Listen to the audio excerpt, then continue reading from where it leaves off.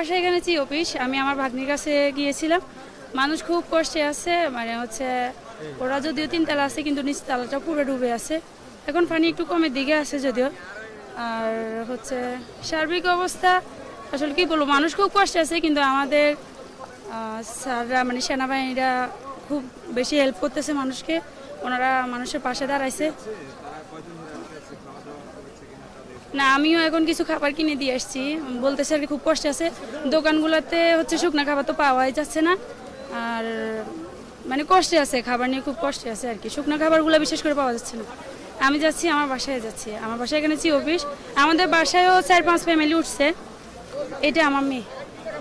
হ্যাঁ হ্যাঁ হ্যাঁ, আমাদের বাসায়ও 5 ফ্যামিলি উঠছে। খুব কষ্টে আছে মানুষ, মানে কষ্টে আছে এক কথায়।